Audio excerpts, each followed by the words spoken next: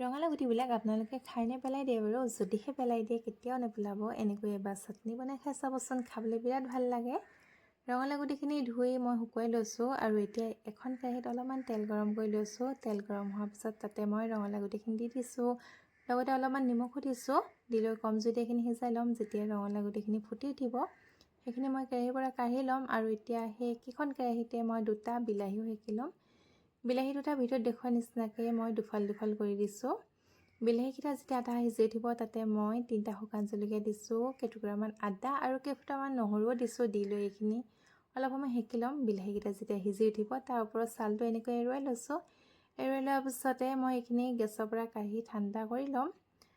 আৰু এতিয়া এইফালে এটা মিক্সি বাতি লৈ লৈছোঁ। মিক্সি বাতিত মই ভাজি লোৱা ৰঙালাও গুটিখিনি দি দিছোঁ, লগতে বিলাহীখিনিও দি দিছোঁ আৰু লগতে এটা বিহ জলকীয়া দি দিছোঁ। চাটনি বুলি ক'লে অলপমান জ্বলা হ'লে ভাল লাগে, নহয়নে বাৰু? মই আকৌ চাটনিখিনি পিছতে নিমখ দিব পাহৰিয়ে গ'লোঁ, সেইকাৰণে আধা পিছাৰ পিছতে ইয়াতে মই নিমখ দিছোঁ আৰু অলপমান নেমু চেপি দিছোঁ। লগতে অলপমান মই পানীও দিছিলোঁ, ভিডিঅ'ত দেখুৱাহে নহ'ল। এতিয়া এই গুটিখিনি আকৌ মিক্সিত মই ধুনীয়াকৈ পিচি ল'ম আৰু এয়া মোৰ চাটনি ৰেডি হৈ গ'ল। ভিডিঅ'টো চাই কেনেকুৱা লাগিলে? যদি ভাল লাগে লাইক আৰু কমেণ্ট কৰি দিব। আজিলৈ আহিছোঁ, বাই বাই।